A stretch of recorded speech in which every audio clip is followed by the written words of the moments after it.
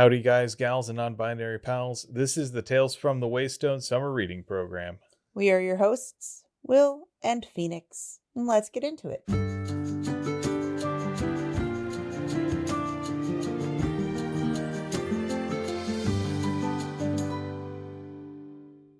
Welcome to the fifth installment of the Summer Reading Program series on Travis Baldree's Legends and Lattes. It's a fire sale.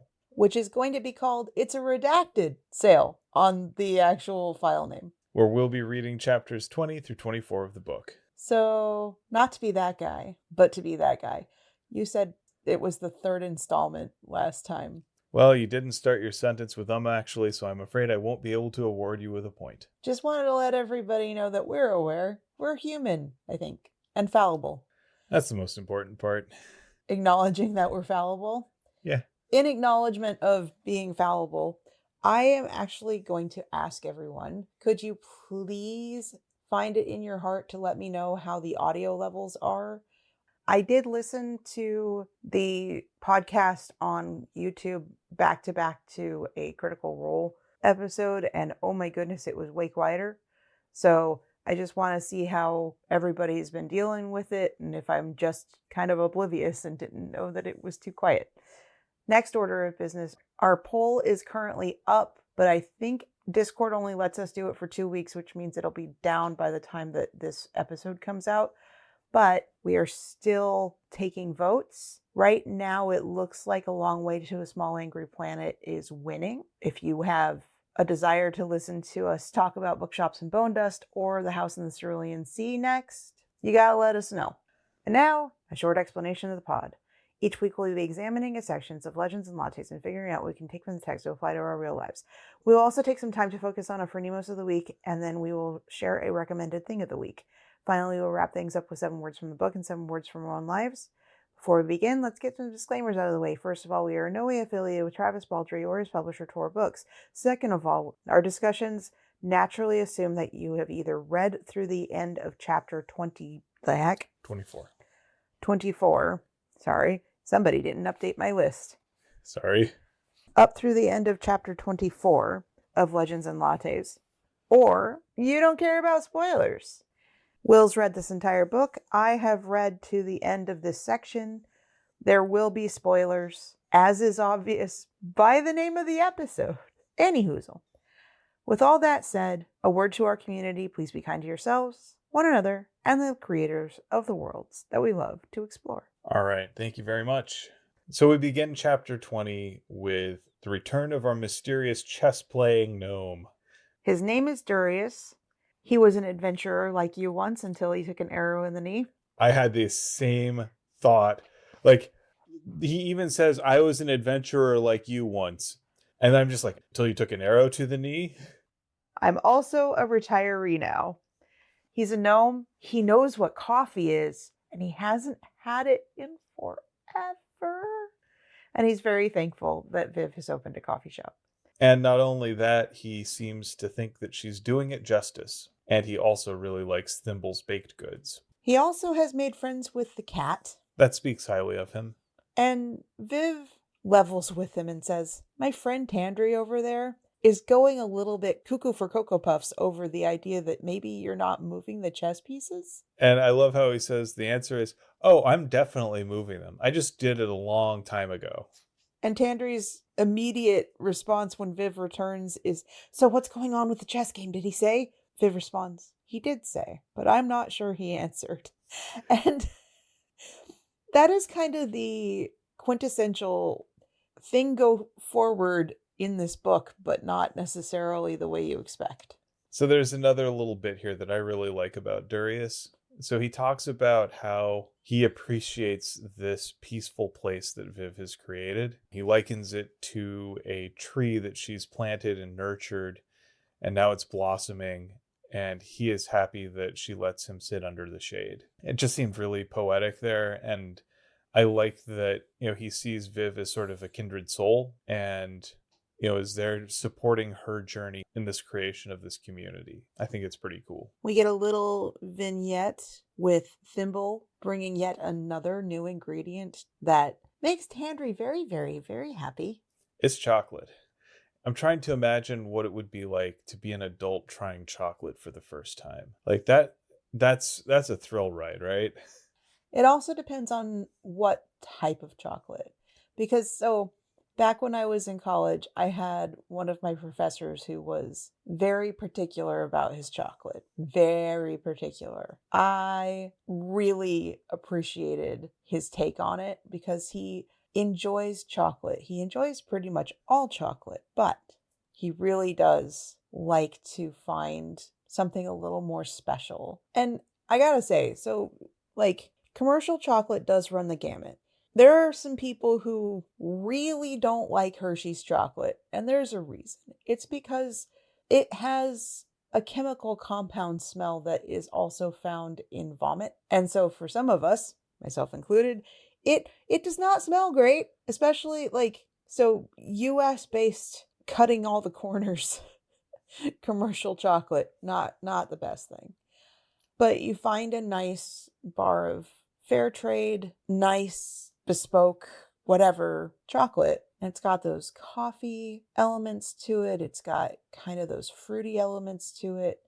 And it's a whole different level. Yeah, like I think probably Thimble was bringing over Baker's chocolate if I had to guess, which is Not food until you make it into something else. well, it is food, but it's not what you'd call super sweet. No, have you eaten Baker's chocolate? Yeah, Or have you just eaten very dark chocolate? I've eaten Baker's chocolate. It does not taste like food. It doesn't taste like what they're actually experiencing. It has no sugar in it. Right, that's true. This is definitely something, there's no milk, there's no sugar, there's no nothing that needs to be made into a thing. I don't think that's what I don't think that's what we're experiencing here. Mostly because high fantasy baking apparently means time is not a constraint and availability of good ingredients is not a constraint. Well, he just goes to the spice dealer for that. Right, but he can just get it. Now, I think Tandry might have made them a little uncomfortable. But yeah, that I think actually happens a little bit later too. A little bit more later. Yeah. So, to continue on with the plot, we have another little vignette. This is mostly what this chapter's consisting of, is little vignettes. And our favorite little dweeb comes by, or our, not so favorite, because Kellen is there to pick up Viv and Tandry's offerings to the madrigal, the baked goods and coffee that is now, what is the word I'm looking for? I think tribute would be fair. You could also say protection money. Yeah. Insurance. But it looks like somebody maybe has put Kellen in his place. I think part of it is that up until the prior interaction, he thought that he was the one who was on top. He was the one who was in control. He was the one with the connections to this powerful, mysterious figure. But as soon as Viv revealed that, one, she knew who the madrigal was and had arrived at an arrangement with her personally, suddenly the madrigal was no longer this threat that Kellen could hold over them, and in fact was now a threat that they could hold over him. And two? And two, you didn't have a 2. I didn't have a 2. I don't know how numbers work. I'm sorry, people. Mostly this is so that editing me doesn't have to edit that back into a sentence. Thank you. And then our last little vignette, well, second to last little vignette, is a celebration. Tandry asks Viv to go to this sweet little tiny park at Ackers and have a picnic with some brandy without cups and a small crock of preserves, some hard sausage, a nice little charcuterie board. There's something really sweet and charming about just eating outside on a nice day. Do you remember our last picnic? There's pictures from it on the Instagram that I no longer, do anything with, that I remember getting at least some good photos out of the deal, but my goodness, it was windy. Yeah, I remember that. It looked more pleasant than it was just because of that wind. Right. We had to weigh down our blanket. It was kind of wet grass. It was cold.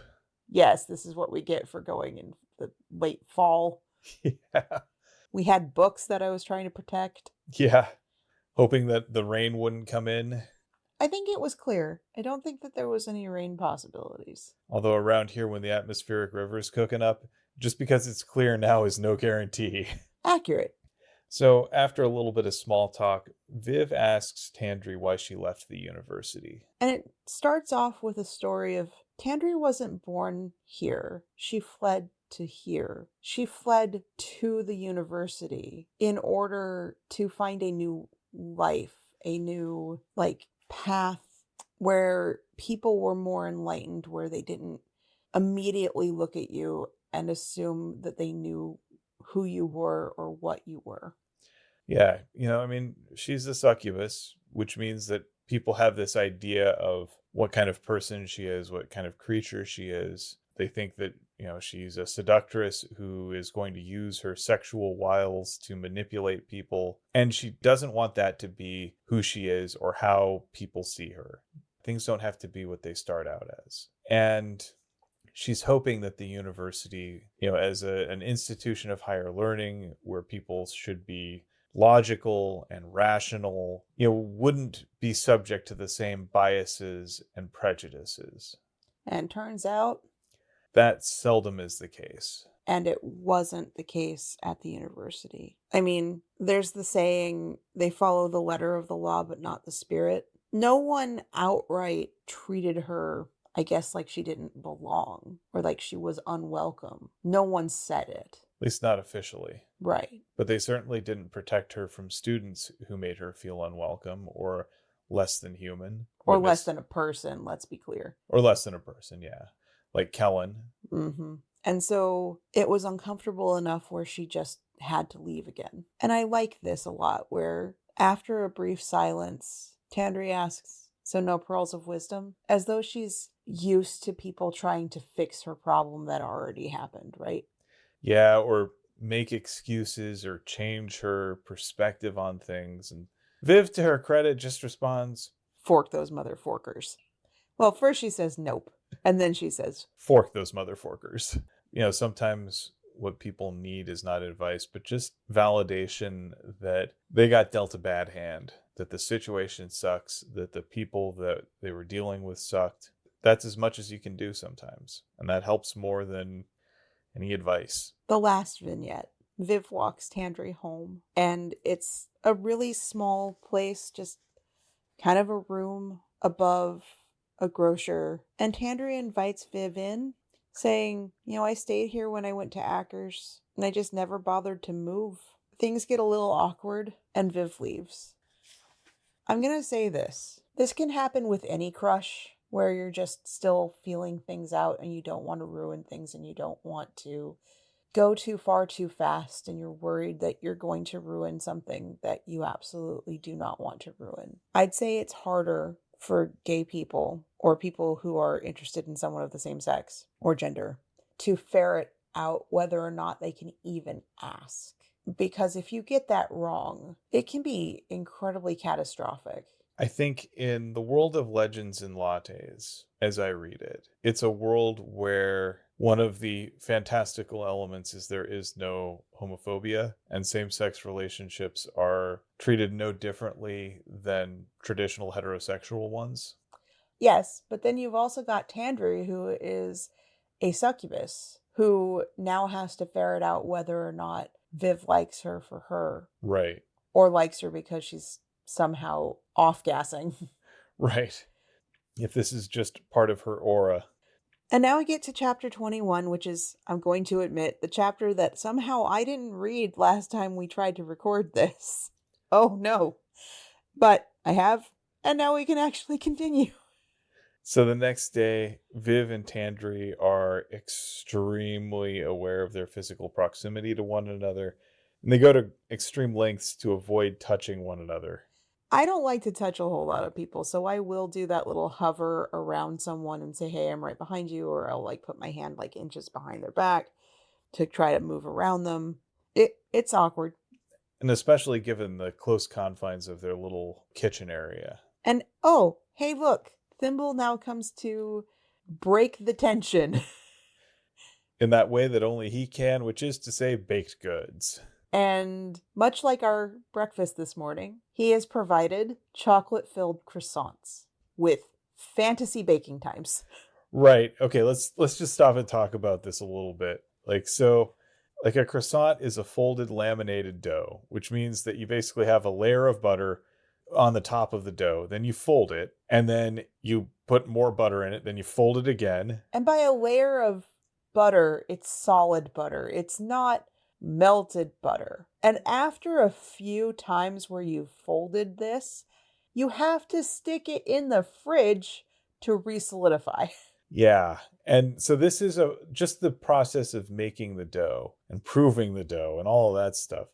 That I'm pretty sure that there's no yeast in it, so I'm pretty sure you don't prove this. Okay, you're right. Just the process of making the dough before you even get to baking can take a day. At least. Like, Much like cinnamon rolls. yeah. I think there's maybe a little bit of magic in what Thimble's doing here. It must be fantasy. Well, it is the genre. Yeah. So naturally, these go over about like you'd expect, which is to say, nigh orgasmically. Yeah. Enough said on that. The upshot, though, is Viv definitely agrees with Thimble that he needs a bigger kitchen and says that she'll consult with Cal on the options on this. Again, with the achievement unlocked idea, though, we have yet a new thing on our lovely little chalkboard, which must be getting full by this point. Midnight Crescents, buttery fold over with a sinful center, 4 bits. And this has released the tension, and they can go about their time together like normal once again. And then Hemington shows up. And Viv insists on calling him Hem, which I just want to stop a little bit here. If someone tells you, please don't call me that, respect that. Yep. Like, I hate it when people call me William. Mm-hmm. Like, it's a pet peeve of mine. I loathe it. And, I'll tell people, unless you've got a doctorate, you don't get to call me that. And even if you do have a doctorate, I'm still going to ask you to call me Will. And I get the feeling that Viv thinks that she's being cute or friendly or informal, but that's not how he wants to be addressed. And so, yeah, I'm not a fan of that. Not to mention, the book is LGBTQ friendly, and dead naming, don't dead name people. If you know somebody's dead name, no, you don't. Yeah, just call them what they would like to be called. Like our guitar teacher, actually. I had a discussion with him that essentially went like, did you know that your email dead names you? And I'm like, yes, I have been trying and following all the steps that Google lays out, and it's somewhere stuck in metadata, and I can't get rid of it. Somehow you can get rid of last names and change them, because it doesn't dead name me to that point, but it does dead name my first name. Yeah, it can be really complicated sometimes. And thank goodness I don't have people that I am in contact with who choose, instead of using my actual name, to use my dead name. Yeah. And it speaks to the character of our guitar teacher where he's like, hey, you should know this. Still going to call you Phoenix. Yes. So yeah, it's not a good look for Viv here. It's not a good look for the author, I'm going to say. Yeah, respect what people want to be called. Yes. However, there is business to be had, and Hemington is going to have to do some things to make sure that the ward all works. And he needs to make sure that she, A, knows that this will only function once, and B, that the trigger isn't going to necessarily feel pleasant. Yeah, it's supposed to be enough to wake her up. Yet another little vignette. So we get the return of Pendry. This time he's brought back his thaumic lute. That's what that thing is. Yeah. Is thaumic a way to say magnetic? So thaumic refers to energy that travels along ley lines. And there's kind of an analog to magnetism around it. Or maybe electricity. Yeah. Because for those that don't know, the way that a guitar pickup works is by getting the vibrations from the magnetic draw from the pickup to the string. Though we don't see him lugging around an amplifier, which is a little weird to me. I mean, just like if you talk to any electric guitar player, we'll talk a little bit about their guitar, but they'll spend hours talking about their amps. Yeah, I'm staring at 3 of them right now, one of which I use more often than the other two because it is tiny and I can put it on my table next to my couch. And it has been a pretty much the only reason that I use an amp consistently because I will take the path of least resistance a lot. And if I have to get up and move 5 feet to get my amp to be on and, go through the rigmarole of all of that, it's less likely it will happen, especially if I'm just practicing. So Pendry starts playing, and it's a little bit different from the first time he brought the electric lute. The description to me reads like sort of like early John Mayer type stuff, where it's kind of bluesy coffee house rock. Like he's figured out how to use the capabilities of this instrument for this space. So he's not necessarily playing Van Halen anymore. I don't know that Van Halen is the analog because I still find it melodic. Well, that's what he's described as playing before, but it's just very harsh. It's very loud. And now it's more mellow, but still electric. Still unique, still progressive. I might say like Eric Clapton. Yeah, I could see that. So over the next week, Viv basically just spends the time anticipating when the ward's going to go off. And I don't know, like when you set an alarm condition, even if you don't think it's going to be going off constantly or you don't expect it to, you still kind of expect it to.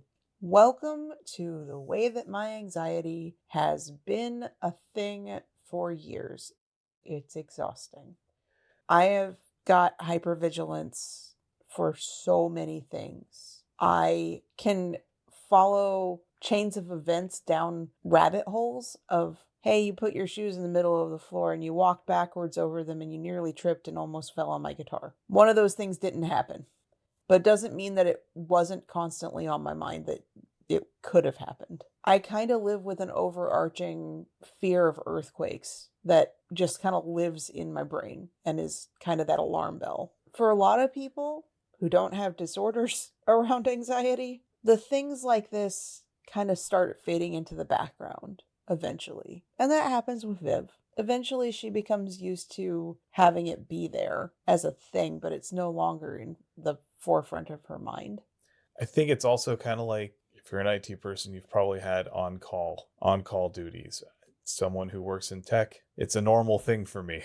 And, it doesn't necessarily happen often, but, I've gotten midnight alerts when pager duty goes off or whatever. And it's a little bit like that. And especially when you first start going on call, you get really paranoid about missing it or something like that. And so you're just constantly staring at your phone. And then eventually you start saying, okay, if they need me, they'll get me. I don't have to be hyper vigilant around it. But it takes a bit of getting used to. And like I said, Viv starts getting used to that feeling. And there's clearly something kind of needling her. She's trying so very hard to convince herself that she's got everything that she needs, that what she's got and all of the good fortune that has come her way is enough. There is definitely one gigantic hole. Yeah. And so, spoilers for Critical Role, Campaign 3. It is so funny to see people not notice what's right in front of their face for a long time until it just kind of smacks them. Where, from the very beginning of the campaign, Marisha's character and Laura's character seemed like just lesbians in a relationship. But they were just very good friends. Very good friends. TM. Jinx Yomi a Coke. Okay. And then, years into this campaign, there's a point at which Laura, just role-playing, looks over at Marisha and just goes, "Can I kiss you?" So their characters are, out and about and they have very strong feelings for one another.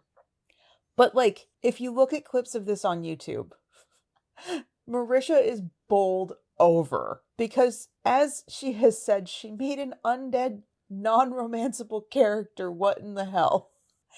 Sometimes you just don't see it, and sometimes you see it, but you don't reach for it. And I think there's a couple things here. So, one, it is good to feel content with what you have, right? There's nothing wrong with that, and that is good. That's a path to happiness. And at the same time, part of happiness is human connection. And that connection can take the form of a romantic relationship. It can also take the form of a platonic relationship. But there is a sense that part of what makes us people is the way that we interact and relate to others, and the way that we care for others and are in turn cared for by others. And Viv is very self-reliant, sometimes maybe even to a fault, and oftentimes I think is blind to that element that she's missing, and also what she's growing. Like, this is something that she has, but she isn't necessarily taking account for it on the balance sheet of her life. And I think that's one of the things that I'm noticing. I don't want to get into the particulars of the next little vignette. I think most of it is stuff that I would just encourage our readers to enjoy. But there are a couple little things that do show up that I think are very important. One, to-go cups are going to be a thing. Two, Tandery assures Viv that she's not going anywhere. And I think what we also see here is Viv being really smart about how she recognizes other people's good ideas. You know, a lot of times when you're going into a new situation and you have an idea, you'll get that response from someone who's been there longer. Oh, we thought of that, but, and then they find all the reasons why they can't do that. Yeah, I don't love that very much at all. There's a concept that is fail faster, and you should always try it. Proof of concept things before you just assume that they won't work. And what I love about Viv's response here is, you know, I've been trying to think about how to solve that problem. I haven't come up with anything. So if you've got something, I'm all ears. And I notice also Tandri initially says your customers, and And then Viv says our our, customers. which shows that she's definitely starting to see Tandri as a partner in her life, an equal. I think she's been seeing her that way. I think she's starting to say it out loud, though, which I think is important. It's an important step. We've still got the frustrating from the outside but understandable from the inside kind of dance of the how close do these two get? And the chapter ends. Okay, I gotta say something. No matter when Thimble shows up, it is, oh my god, the most adorable thing ever.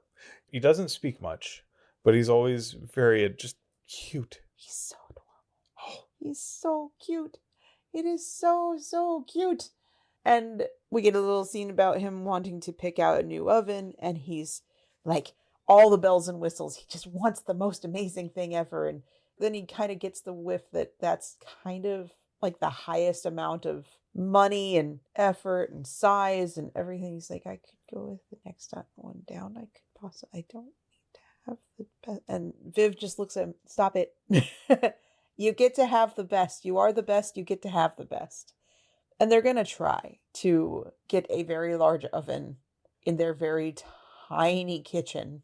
Well, and Viv rightly understands that it's an expenditure, but they will make it back and then some with the expanded baking capacity. The harder part is going to be trying to fit a larger oven into their tiny kitchen. Yes. So while all this is going on, Lax shows up for the Madrigal's tribute and also orders a latte for himself. While he's there, Viv also throws in 2 midnight crescents and asks for the Madrigal's thoughts on them, which it's a bold move. You know, I mean, the Madrigal is this terrifying underworld figure, and Viv is saying, how do you like these baked goods? Now, I think personally, this is me editorializing here, knowing what we know about Thimble, who is the most gifted baker in all of Thune, I think the Madrigal's generally going to be okay, barring an allergy to chocolate. Yeah, the baked goods thing. There needs to be other food. So we also discover that Pendry has a fan, several in fact.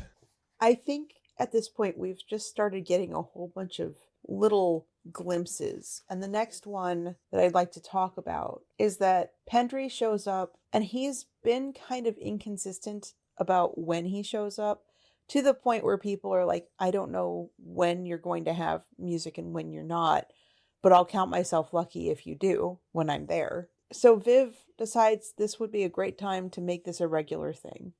She hires him for specific dates at specific times, and also says, just put your hat out there. See if anyone gives you a tip. Just do it. I think this is one of those examples of Viv caring very much about the people that she's connected with. Pendry is part of sort of this island of misfit toys community that she's building. Here she is, this giant orc barbarian running a coffee shop with a succubus, and all of these people that are doing something other than what people think they ought to. Pendry is a farm boy who comes from a background where music was not valued, and he's out there making a life for himself as a musician. And you've got Cal, who is a hobgoblin who people make judgments about and oftentimes don't hire him. He's an ace carpenter, though. I think that she feels some kinship with Pendry in that same way. Like, if she can make it as the owner of a coffee shop, he ought to be able to make it as a professional musician. I don't want to go too far into the details of the next section, but suffice it to say, Hemington's ward works and wakes her up in time to thwart whatever it is that Fennis is trying to do to the coffee shop, in almost kind of like a volley of blows across the bow. Like, he's testing the waters, he's trying to see what will happen, but he's not a dire threat now. And I don't want to get, like I said, I don't want to get too far into the details, but broadly, if you want to talk about it. Yeah, I think what this really does is it starts to underscore to Viv how tenuous all of this might really be. She's by most measures a success. She's got a bustling business, with a community of regulars. She's got friends between Tandry and Cal and Thimble and Pendry. She's got friends, people that she cares about. And Hemington, who she kind of bullies. Insofar as she doesn't demand his lunch money or anything, but she doesn't treat him as well as she treats the others. No, I think she probably thinks he's a little snooty. But, she's starting to feel like if she loses the Scalvert Stone, is that going to mean that she's going to lose everything that she's built with it? And I think, knowing what we know about the magic of this world, the Scalvert Stone certainly helped. But none of that happened without her intentions and her decisions. She chose to build a coffee shop. She chose to find a business partner who had a bunch of good ideas. She chose to hire a great baker. There were opportunities that maybe got presented to her by the Scalvert Stone, but she still had to choose to actually take those and to act on those. And there's this adage that good luck is opportunity plus preparation. And there's a part of me that thinks the Scalvert Stone is kind of a placebo. She thinks that she's got this bit of good luck, and so she is prepared to put herself out there when opportunities arrive. She finds a nice spot and it's available for cheap. She's prepared to do it, and so she jumps on that opportunity. Anyone could have decided to open something up in that livery. Anyone could have made a deal with the owner to buy it. Viv is the one who actually took the initiative to do that. And that happened before she buried the Scalvert Stone under one of the flagstones. Anyone could have said, hey, I'm going to hire Cal, who is this great carpenter and builder, to help me do a renovation here. Anyone could have done that. But Viv went out and found him. And that's because she believes that she has something that she can do. She's got an idea, and she's prepared to look for ways to do it, look for ways to bring it to fruition. And that's more than luck. It's that preparation element that's actually doing the bulk of the heavy lifting.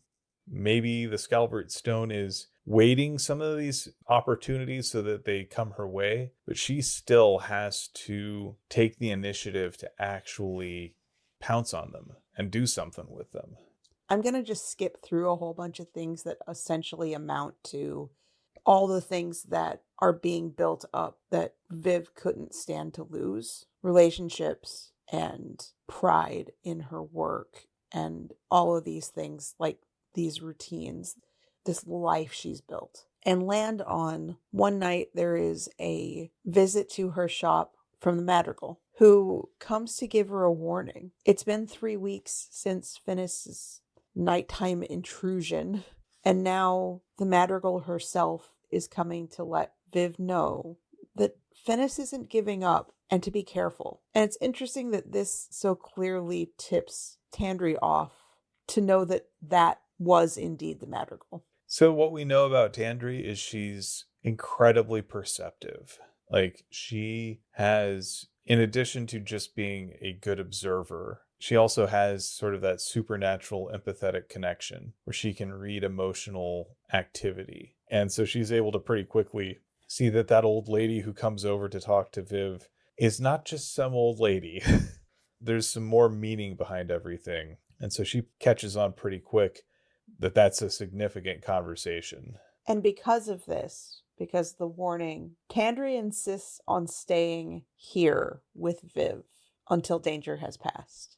I think it's really sweet. She knows that whatever happens next, Viv should not face it alone, and she won't let her. And Tandri also knows that while she isn't as physically strong as Viv or skilled in combat like any of her old crew, Tandri's got gifts of her own that can help. With the ward gone, they're going to need someone who can pick up on things with a sort of extrasensory capability. And that's one of Tandri's supernatural gifts. She is able to read those emotions as they're happening and sense them in ways that wouldn't be directly available. So that means that she'll be able to know if Finis is in the shop again, or if someone that he's hired is in the shop again. There are some cute little interactions that night when they're going to bed.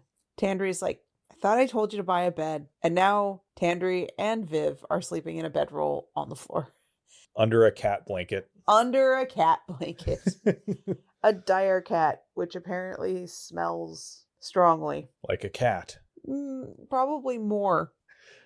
Yeah, I kind of think that this is like a Norwegian forest cat ramped up to 11. This one goes to 11. And then they sleep back to back, and there's a nice little joke about whether or not that's Tandri's tail. But for the first time in a long time, Viv falls asleep and doesn't wake till morning. That tells you that she is ultimately very comfortable with Tandri. That comfort is such a special thing. Like, when you don't trust the people you're around, it's very difficult to fall asleep. And then you wind up being in the toddler resist sleep mode that our cat is in way too often.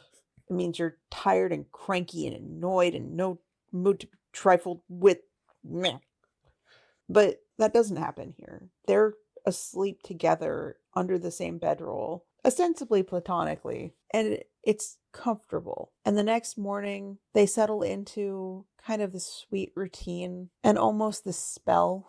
I kind of figure, like, if we imagine that this is all being caught on camera, everything is coming through with sort of that golden light that you associate with, like, Stars Hollow and Gilmore Girls. Like, it's very autumnal, and there's, like, it's very warm. Lights coming through the windows. As soon as Viv opens the door for the morning to start business, the spell's broken. But they're still comfortable and go along their workday at a greater ease than they have before. Things feel right. Cal unfortunately has to break the news that Thimble can't really have a second oven in this tiny space, especially not that one. He notes that the auto circulator probably couldn't keep up with it, and an oven the size that Thimble wants just simply isn't going to be something that will fit in their limited space. And no one wants to disappoint the cinnamon roll. But Viv still has a project for Cal, which is a small raised stage for musicians like Pendry. Again, that idea of finding ways to elevate people who are trying something different. Everything is going on this upswing, which of course means that everything is going to be crashing down. And in an instance of I didn't want to be, but oh my goodness, was I right?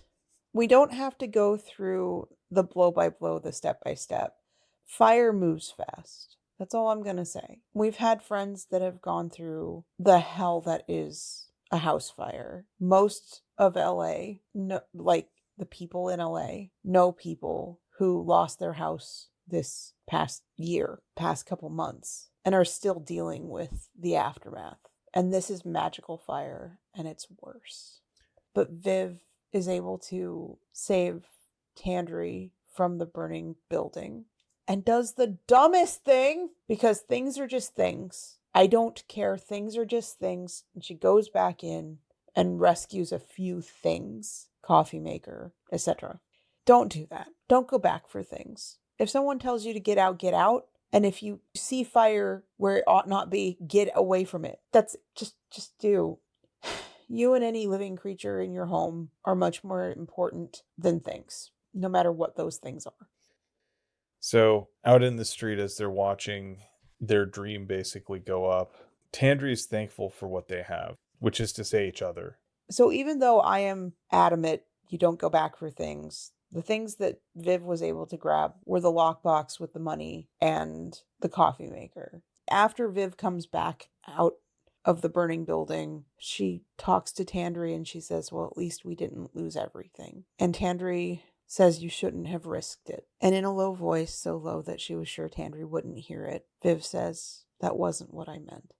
I think that she's referring to Tandri because her first instinct was to get Tandri out. Yes. And that's what she really cared about. And Tandri, for her part, when she says you shouldn't have risked it, she didn't want Viv to go back in for the strong box and the coffee maker. The thing is that they both care so much for each other that there is no material thing on this world that would have been worth more than having that person in their lives. And continuing to live. Yeah, continuing to live together as friends, as partners, as whatever. They just don't want a world where they don't have each other. And it's tragic when that sort of thing happens. Losing a home in a fire like that, it's traumatic. And you think of all of those things that Viv invested in to build this shop, to build this life, and to lose all of it in that instant, it's heartbreaking. Now, I'm not going to say too much more because I think what happens next in the coming chapters is important, and I want you to discover it for yourself. This book is a book of high fantasy and low stakes. I don't think it's going to end tragically. I think you're going to like what happens next. Okay. So with that, let's go ahead and move to Fronimo's time. So I picked Tandri again. Again, because I think you're right. She is the model of practical wisdom that I would follow the most in this story. So let's take stock of a few of those behaviors here that actually show that in this little section here. So first of all, I noticed that she encourages Viv to invest in the things that make her life meaningful, and that can't be just the shop. It's all well and good to find fulfillment in your work, but that can't be the sum total of your life. That means investing in the relationships with the people you care about and taking care of your health. That means getting a gold dang bed, Viv. Again, I've slept on an air mattress. I've slept on a cot. I've slept on subpar beds that didn't have a bed frame.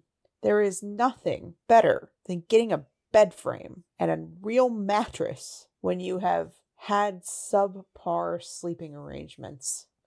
Ugh. And she's not saying that Viv needs to just buy lavish things to make herself feel better, but have a personality and get things that will improve the quality of life where possible. Like she knows that Viv does a lot of heavy lifting, whether that's going on shopping trips and carry back to the shop or doing carpentry to help Cal. All of that stuff takes a toll, and you need to get some good rest, especially once you reach a certain age. There is no more sleeping on an air mattress for me. Yeah. Nope. There's just something to be said for saying, hey, take care of yourself. Take care of your health. Take care of your living situation. Just because you can get by doesn't mean you should. And the other thing is, she displays some courage here. She refuses to let Viv face the threat of Fennis alone. And while, yes, there was a risk to her own safety, she knew that it would help Viv to have her there. And she was able to provide some grounding and some comfort so that Viv would have someone there to support her. And I think when we look at practical wisdom, it's knowing what you can contribute to someone else. It's knowing that you have gifts that you can share with them, things that you can do. And there's also other little things here too, like these little acts of service that Tandri does for Viv simply because she thinks it would make Viv feel better, like taking her out for the picnic or making coffee in the morning. Just these little small things that, on the surface don't necessarily seem a whole lot, but to someone who's actually looking, they may as well be great big neon signs that say, I love you. Just those little things there that make you smile. So yeah, that's my Phronimos. You have Thing of the Week. What'd you pick? Oh, this isn't going to be a surprise at all. Okay. So I could just say that my Thing of the Week is Song of Achilles, the book that I just finished reading. But that's not what I'm going to say. What I'm going to say is read Song of Achilles and then play Hades. Or do it concurrently. No. Read Song of Achilles and then play Hades because it continues from that point onward. Better experience. Sorry you don't get to have this, but Song of Achilles is basically the Iliad told from Patroclus's point of view. If you don't know who the characters in the Iliad are, maybe Wikipedia is a better source than me. Or just go talk to a classics professor and they'll talk your ear off about it. Right. So when I first played Hades, I got a lot of my knowledge about Greek myth from Will, because Will has a voracious appetite for knowledge and also a history minor. So, yay. But if you read the book, and seriously, if you're listening to us talk, especially about this book, and you are homophobic, piss off. But I know that classically the characters are cousins, but no, they're just very good friends. TM. So just sidebar here about that. Fair. So Homer doesn't really come out and say that they're forking each other, but the sexual norms for Greek men of that era were such that that sort of thing didn't need to be said. It was just assumed. And it was interestingly sort of an expression of male chauvinism, because the idea was that, men were the greatest thing ever. And so why would you love a woman if you could love a man? Fair. That was basically their whole thing. And, marital piety and things like that were all well and good for the purposes of furthering your lineage, but because there was always that ulterior motive there, it was somehow a lesser love. And so, when you have characters like Achilles and Patroclus who are close boon companions, of course, pretty much all the soldiers were forking each other. That was the assumption. I mean, Odysseus and what's his face? Diomedes, almost certainly. Greater and lesser Ajax. That's confusing. Whatever. But Song of Achilles is much more explicitly written to make that not even be a question. The two of them are forking each other. But the prose is so beautifully written. Will is just about to pick this book up and start reading. And it's written in a way that is more easily digested for a current day audience than trying to read the Iliad. And it gets you the story, at least from Patroclus's point of view, centered on Achilles. And oh my god, even though I know the end of the story, because seriously, there are no spoilers to be had for a book that is the retelling of the classics.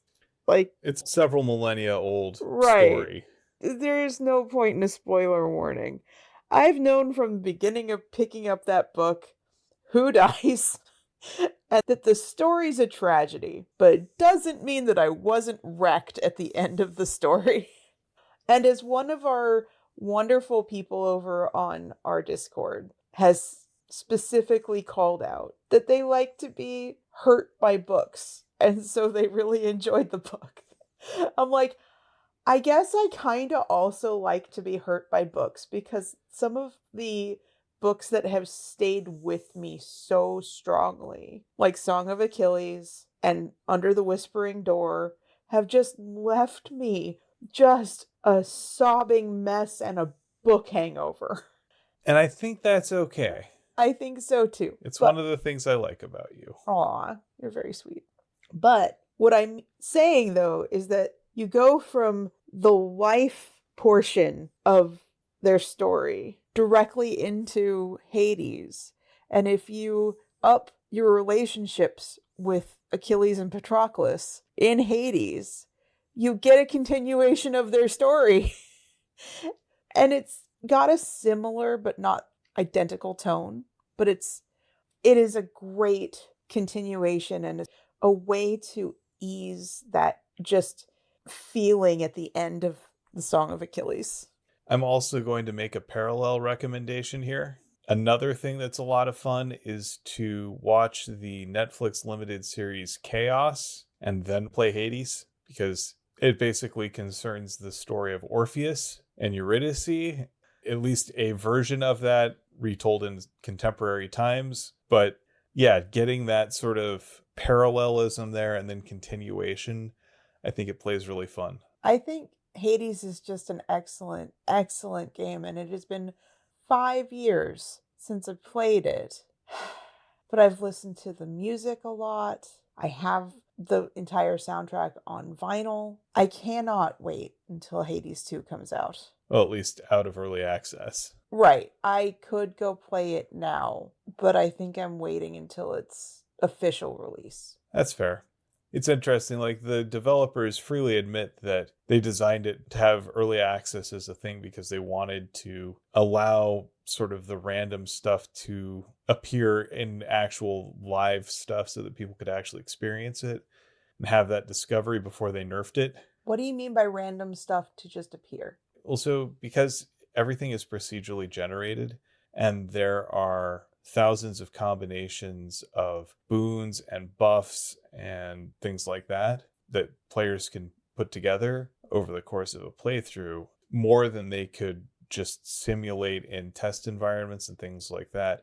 They really have to get it out to as large a player base as possible to actually see how all of these things truly interact with each other in the wild. So they've designed the whole game around the idea that the player experience is a crucial part of the design and will help them make those decisions at the final game. Yes. This type of game in early access doesn't mean like full of janky half-built things. This is more what I think early access should probably really be, which is the fine-tuning. Yeah, it's game balancing, seeing how things interact together. And yeah, there will be bugs if things don't interact the way they are intended to. They can fix those. And then also in those times when there's unforeseen interactions that turn out to be game breaking, and they can adjust them accordingly. Anyway, I'm excited to play Hades 2 when it comes out as well, and we'll enjoy it in the full experience, I think.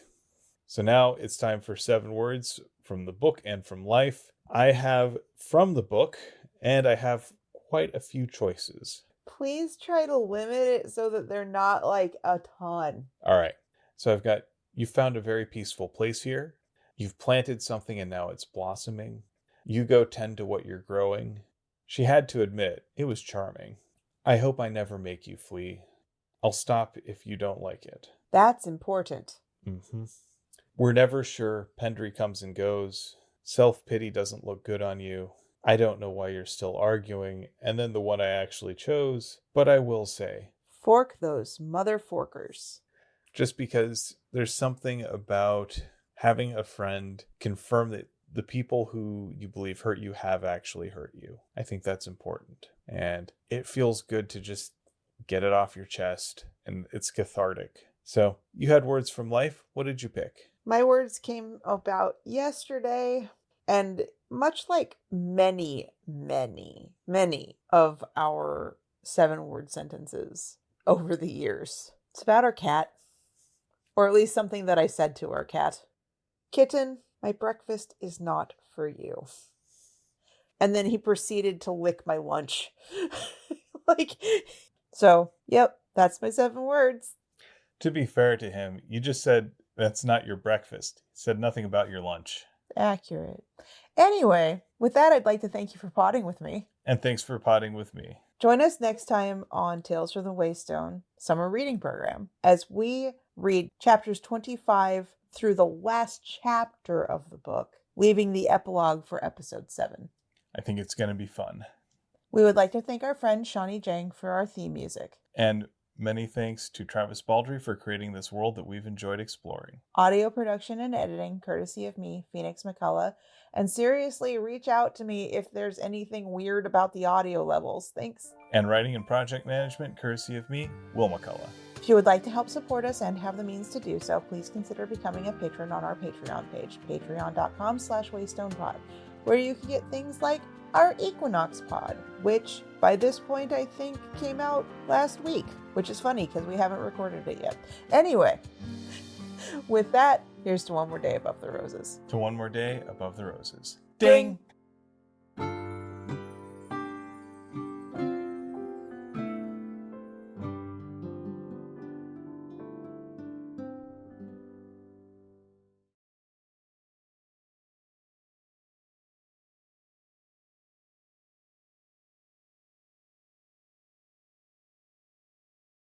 All right, take 2, as in this time I actually read all of the chapters.